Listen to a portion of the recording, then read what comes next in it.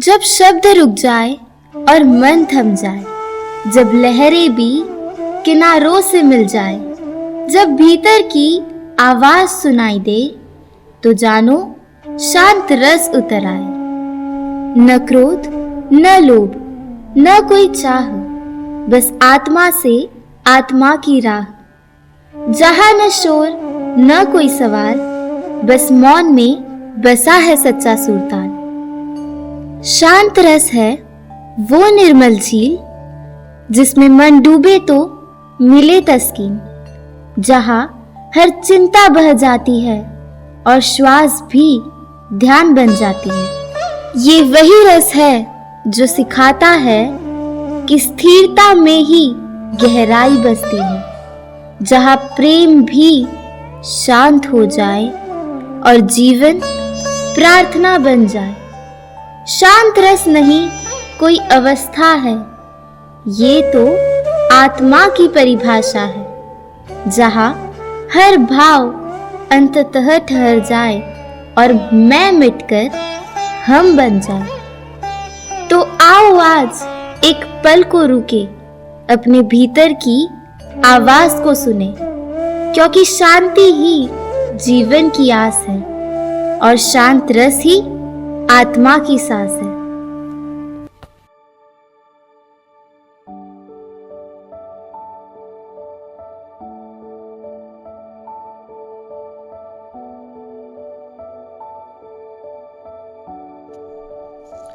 नमस्ते मैडम, मैं रसिका हूँ। मैं संशोधन कर रही हूँ। मेरे संशोधन का विषय भारतीय शिक्षा प्रणाली में पारंपरिक और आधुनिक मूल्यों का संतुलन है।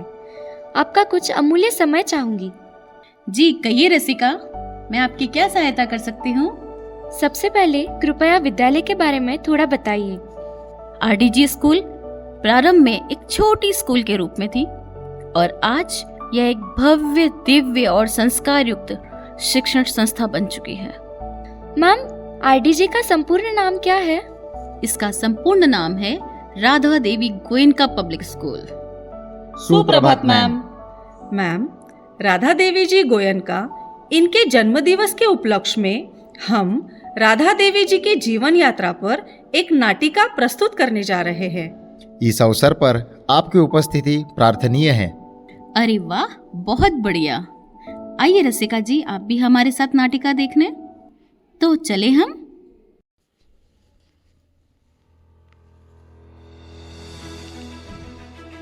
सन 1904 राजस्थान में जन्मी तेजस्वी, हंसमुख और पढ़ाई से प्रेम करने वाली बालिका कस्तूरीबाई, जो आगे चलकर राधा देवी नाम से प्रसिद्ध हुई। उस समय लड़कियों को पढ़ाने की प्रथा नहीं थी, पर उनकी दादी ने साहस दिखाकर उन्हें शिक्षा दिलाई। कस्तूरीबाई की स्मरण शक्ति इतनी विलक्षण थी कि वे रामायण भागवत जैसे ग्रंथ सहज पढ़ लेती थी। कस्तूरीबाई आगे चलकर दृढ़ निश्चयी, नेतृत्व प्रिय और स्त्री शिक्षा के प्रति समर्पित व्यक्तित्व बनी। राजनीति, साहित्य, योग, आध्यात्मिकता, हर क्षेत्र में उनका तेज दिखाई देता था। उनके लिए शिक्षा ही जीवन का सत्य था।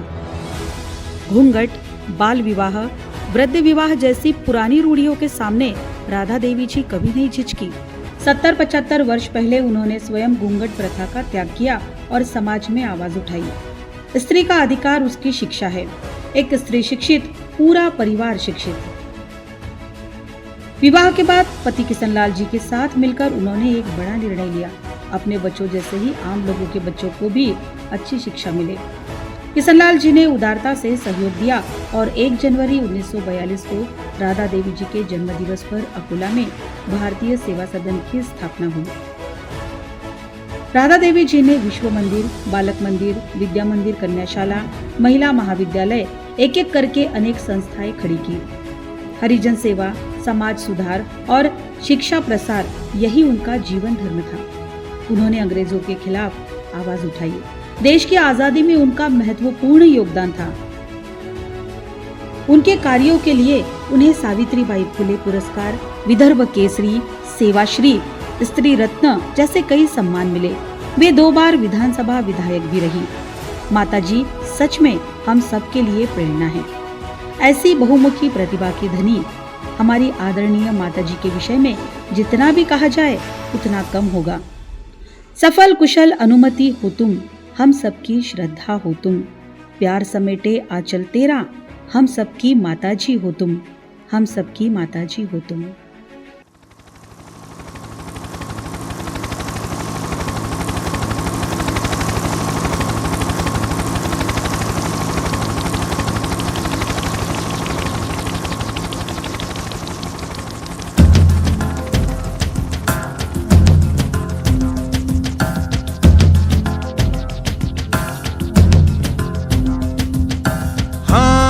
यही रास्ता है तेरा, तूने अब जाना है। हाँ यही सपना है तेरा, तूने पहचाना है।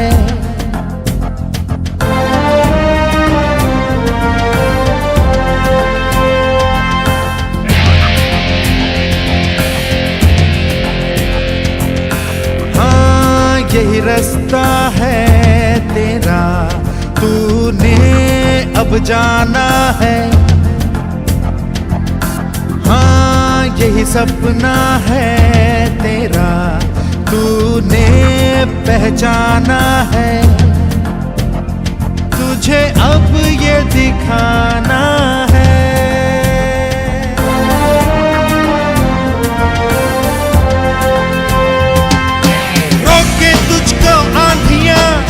जमीन और आसमां पाएगा जो लक्ष्य है तेरा, लक्ष्य तो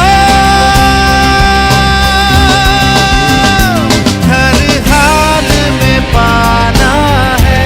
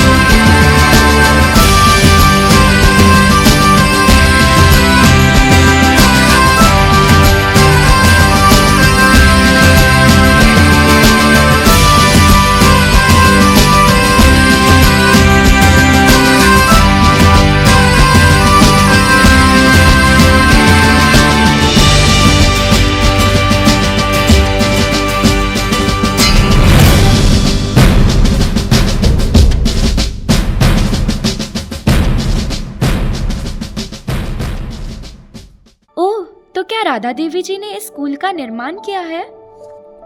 रसिका जी, हमारी मधु माँ ने यह विद्यालय बनवाया, परंतु प्रेरणा उन्हें विरासत में राधा देवी जी गोयनका से ही मिली है।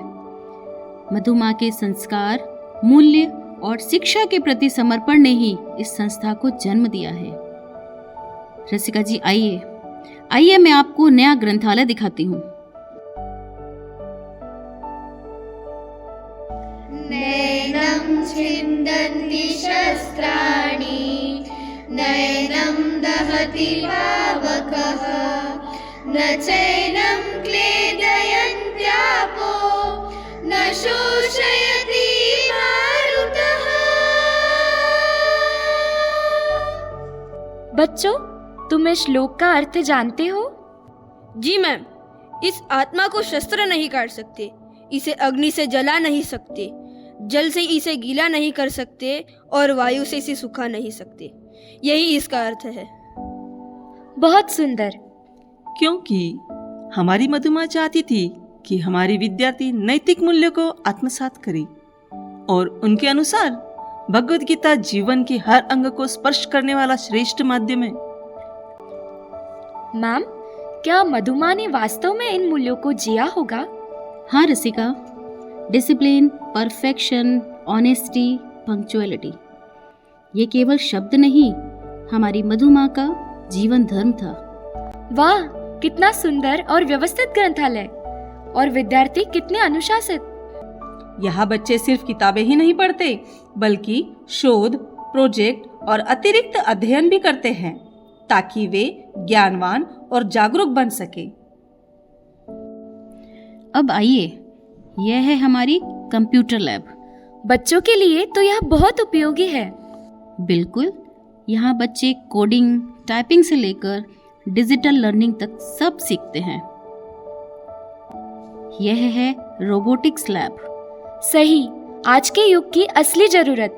यहाँ हमारे बच्चे छोटे छोटे रोबोट बनाना, प्रोग्रामिंग करना और समस्या हल करना सीखते हैं, और भविष्य की तैयारी भी यहीं से ही शुरू करते हैं। और यह है हमारा एस्ट्रोनॉमी क्लब। बच्चे तो यहाँ अंतरिक्ष से जुड़ जाते होंगे। जी, यहाँ हम उन्हें ग्रह, तारे, अंतरिक्ष विज्ञान, टेलीस्कोप से अवलोकन कराते हैं, ताकि उनकी सोच भी आसमान जितनी ऊंची हो। आपके विद्यालय ने तो शिक्षा को सचमुच आधुनिक रूप दे दिया है। हमारा लक्ष्य सिर्फ उन्हें संस्कार देना नहीं, बल्कि उन्हें सफल, जागरूक और आदर्श नागरिक बनाना है। देखा रसिका, यही है हमारी मधुमा के मूल्य, संस्कार, प्रगतिशील आधुनिक विचार, जो हर शिक्षक, हर छात्र और हर अभिभावक के हृदय में बसते हैं। हाँ मैम, अब समझ आया। यही है पारंपरिक और आधुनिक मूल्यों का साक्षात संतुलन। ज्ञान आधुनिक पर मूल्य भारतीय।